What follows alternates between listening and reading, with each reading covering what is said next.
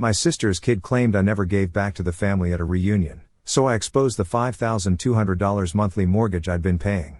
And ended the lie. At the family reunion, my sister's kid announced, "Mom says you never give back to this family." Everyone clapped. I smiled and said, "Perfect. Then she won't miss the $5,200 I cover for her mortgage every month." My sister went pale. And then my sister's daughter, Madison, should have shut her mouth a long time ago, but she just had to say something loud enough for everyone at the reunion to hear. Right as people were starting dessert, 30 people, some I hadn't seen in years, all gathered to celebrate my promotion. The promotion that no one from my sister's side of the family ever really acknowledged. Not because they didn't know, but because if it wasn't about them, they didn't care. Madison thought she was funny, like her mother. And for too long, I let that kind of behavior slide. I covered for them, helped them, paid for things I had no business paying for, all to keep the peace. That peace ended the second she opened her mouth. The reunion was my idea, but I didn't really want it. Greg told me to cancel it when we saw the guest list, but my boys were looking forward to it, and I figured, okay, one more time. It was at the lake house we rent every year. I paid for everything: food, drinks, setup, cleanup, down to the folding chairs. Not that anyone noticed. Erica arrived in a sundress I recognized because I paid for it last spring when she said she couldn't afford anything for herself.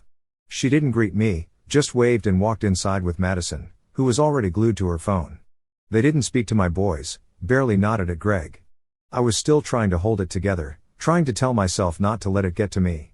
Then dessert came out. My mom was mid-story about something our dad did back in the day, and people were half listening, half chewing on strawberry shortcake. And that's when Madison decided to drop her little grenade. She said, "Mom says you never give back to this family." Just like that, like she was repeating something casual she'd heard 1,000 times. The entire table went still. You could feel it, a shift. My mom went quiet. Greg froze. My sons looked over at me like they weren't sure if they were allowed to say anything. And Erica, she just kept sipping her drink like it was someone else's problem. I smiled. I don't even know why. Maybe it was because I finally stopped caring. And I said, "Perfect. Then she won't miss the $5,200 I cover for her mortgage every month." There were actual gasps and a few people clapped. Not out of joy, more like shock, because the one person they didn't expect to speak up had just pulled the curtain back. Erica went pale. Madison blinked like she didn't get it. Greg stood up, raised his glass a little, and said, "Maybe it was time I told the rest." So, I did. I reminded them all that the SUV Erica drives isn't hers. I bought it. It's in my name. I even covered the insurance because she said she couldn't get approved on her own. I mentioned the utility bills I quietly paid when their power was going to be shut off. The tutoring I paid for when Madison started failing sophomore year and Erica was too embarrassed to ask my mom for help. The Christmas gifts I sent over for them from Santa even when Greg and I had to dip into our own savings. I did all of it quietly and still this is how they saw me. Greg leaned over and said, "We're done helping them, right?" I didn't hesitate. "Yep. Starting today." And just like that, the dynamic shifted. The gravy train came to a screeching halt. Erica knew it, Madison knew it, and they both knew there was more coming. The reunion wrapped up faster than I expected after that. A few relatives made excuses and left early. My Aunt Brenda tried to lighten the mood by clearing dessert plates like she was on a mission. Erica didn't speak another word to me. Madison disappeared into her phone again, probably texting some snarky play-by-play to her little circle. I didn't care. Greg and I loaded the boys into the car and drove home in silence for the first 10 minutes. Then Jesse, my oldest, asked quietly if I was okay. I told him I was better than okay. And I meant it. That night, I went straight into the home office and pulled the folder. The mortgage payments I'd been making for Erica, set on autopay through our joint account. I canceled it just like that. The next one was due in 4 days. I turned to Greg and said, "That's going to hit her fast." He smiled without even looking up from his tablet. Good. I didn't stop there. The next morning, I called the insurance company and removed Erica from the policy on the car. Since the vehicle's registered in my name, she'd need to switch everything to her own coverage. She'd have to come pick up the title transfer forms herself if she wanted to keep it. I left her one voicemail. It was short. "You'll need to start covering your mortgage, and the car insurance is no longer in my name. Let me know when you're ready to take care of the paperwork." She didn't call back, but Madison did. 3 days later, she sent me a long dramatic text accusing me of abandoning family and making things worse than they were. She said her mom had been crying for 2 days and didn't know what to do. She said she might have to quit cheerleading if things didn't get better. I stared at the message, stunned. Not a word about the reunion, not a word about what she said. No apology, no taking responsibility, just guilt-tripping and panic because for the first time they were being held accountable. So I replied with one sentence. Actions have consequences, Madison. Nothing else. That was the moment I knew I'd done the right thing. Not just for me, for my kids, too. They needed to see that kindness doesn't mean being a doormat, that you can love people and still say enough. The next week was quiet. Then my mom called. She wanted to talk things through and suggested that maybe I'd been too harsh, that Erica was going through a lot and didn't know how to ask for help in the right way. I didn't say anything at first. Then I asked her one question. Did you know I was paying her mortgage? She went quiet. Then she said no. Exactly. She tried once more, maybe just the car. Maybe just a few more months. But I cut her off. I told her I'd been helping quietly for years and no one noticed. But the moment I stopped, I was suddenly the villain. That's not how family works. At least not mine anymore. And the real twist, Erica showed up the next day. Not at my house. At Greg's office. She didn't text, didn't call, didn't even try to show up at my place. Erica went straight to Greg's office as if that was going to work. She knew better than to face me, so she tried to guilt him instead. Greg called me after she left, and the first thing he said was, "You are not going to believe this." She walked into his office unannounced, wearing oversized sunglasses and fake confidence, and asked if she could have a quick word with him. Greg didn't throw her out because he's not that kind of person, but he wasn't kind either. He just listened. She started with tears. Said she didn't understand why I'd blindsided her in front of the whole family. Said she felt humiliated. Said her daughter hadn't spoken to her in 2 days. Like that was somehow my fault. Then she got to the real reason she was there. She said the mortgage payment bounced. Her account was overdrawn. The bank was calling. She said she was trying to hold it together for Madison's sake. And maybe if Greg could help smooth things over between me and her, maybe we could figure something out. That's when Greg leaned back in his chair and told her she needed to leave. He didn't yell, didn't argue, just told her it was over, that the help was done, that she'd burned through more chances than anyone else in our lives, and that whatever conversation she thought she was going to have with him, it was the wrong office, the wrong man, and the wrong decade. She left in silence and then she texted me a long paragraph that made it sound like I had driven a wedge into the family, that I had caused Madison to feel unsafe, and that she didn't understand how I could be so cold after everything we've been through. It was like she was rewriting history in real time, as if I hadn't spent the last few years bailing her out while she whispered to anyone who'd listen that I was selfish. I didn't reply. I blocked her number that night. Madison went quiet, too. Not a word, not a post, not a story. Her social media, which normally ran 24/7, went dead for 2 days. Then a photo appeared. A blurry selfie with some cryptic caption about real ones never leave. I knew who that was aimed at. I didn't care. Then came the letter, 2 pages, handwritten, folded neatly, and left in my mailbox with no return address. It was from Erica. She wrote that she was reflecting, that maybe she had let her pride get in the way, that maybe she should have said, "Thank you" more, that she never realized how much I'd done. But even in her apology, there was this undertone like I'd overreacted, like I could have handled it more privately. She asked me not to punish Madison for her mistakes.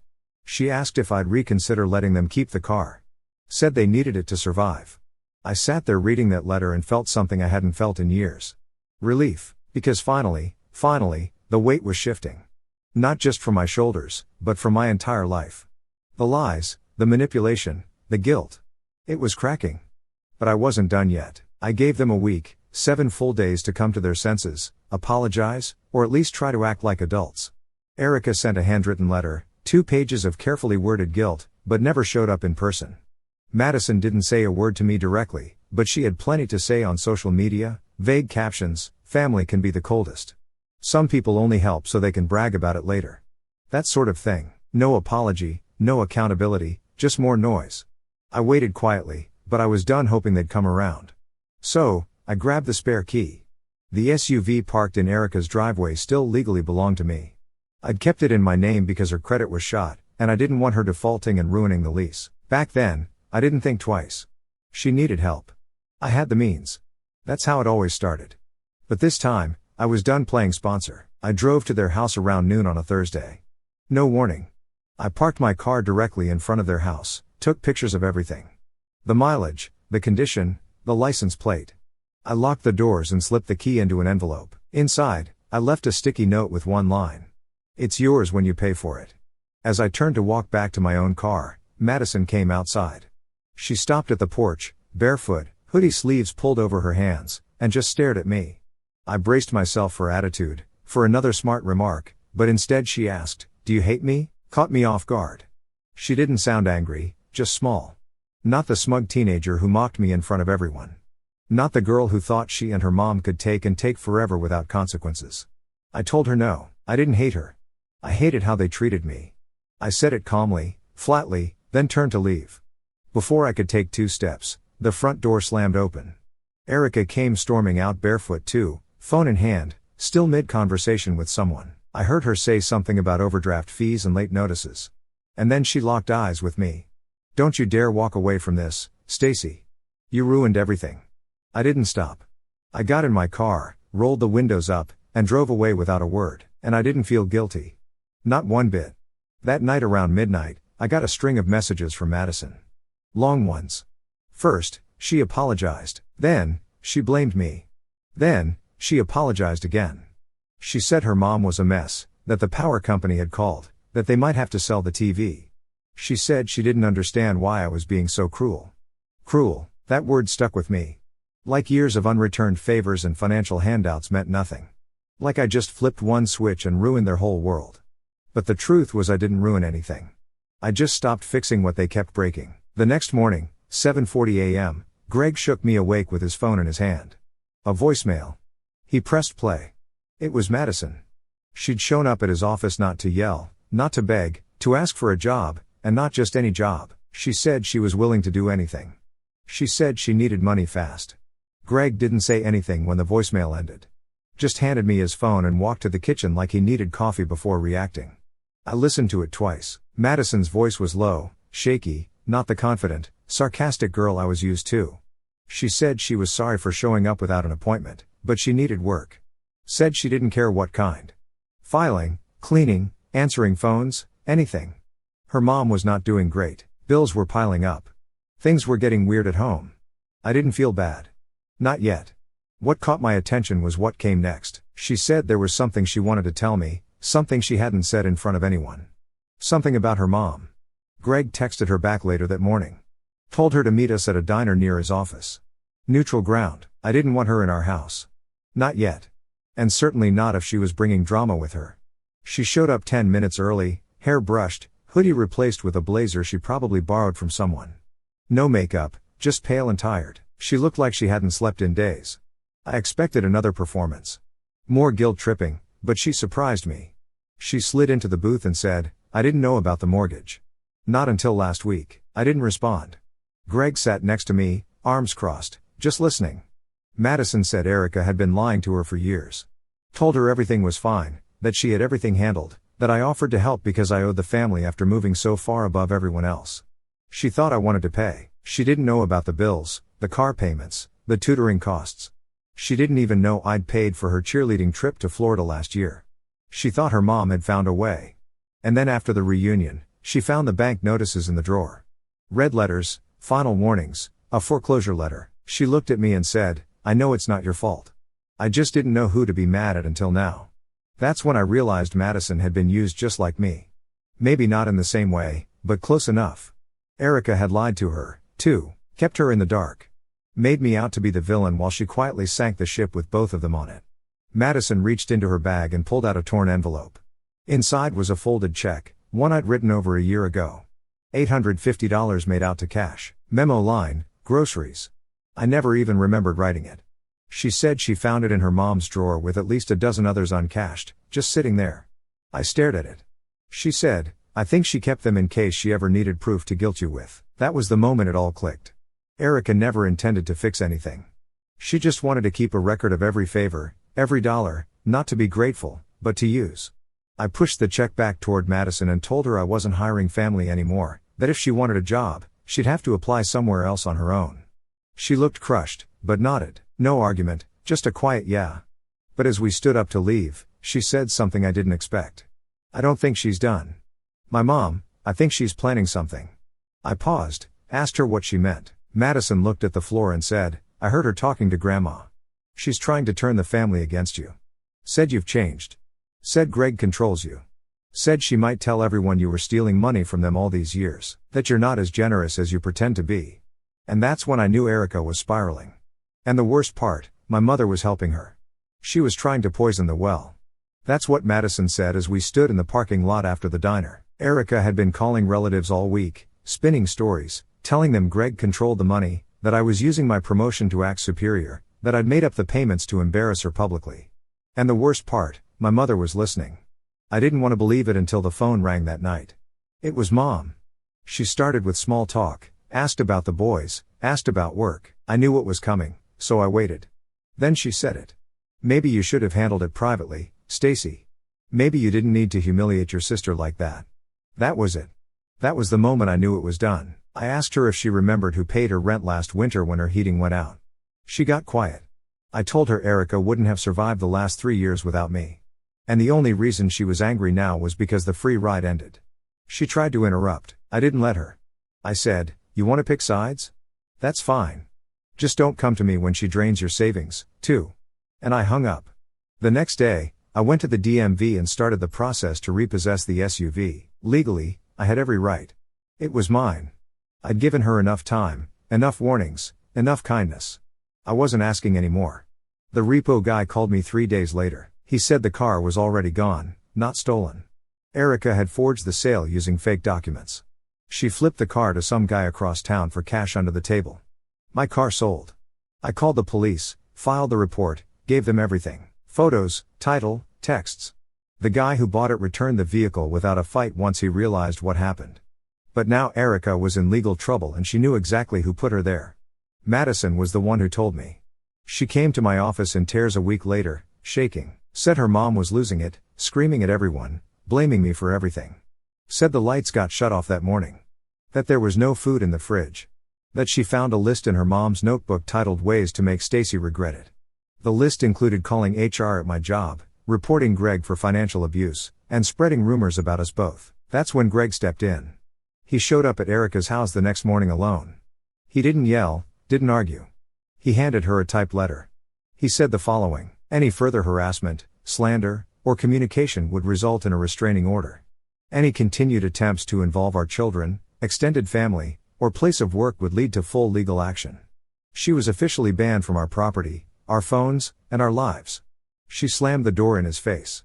2 days later, my mother called again. She said Erica had told her everything, that I was suing my sister, that I was ruining her life because I couldn't handle the truth. I asked my mother if she wanted to go next. She didn't answer. So, I hung up again. That was the last call I took, and here's what happened after. Erica and Madison moved out of their rental 2 months later. No one knows where. Madison eventually got a job at a pharmacy across town. She stopped posting online. My mother still lives alone. Quiet now. She knows where the line is. And me? I'm good. My sons respect me more than ever. They saw what boundaries look like. Greg and I are stronger than we've ever been. I still have the check Madison gave back. The one Erica never cashed. I keep it in my drawer, a reminder. They tried to turn me into a villain for doing too much, but they never thought I'd stop. Now they know, and they finally respect me. Not because I yelled. Not because I fought. Because I walked away.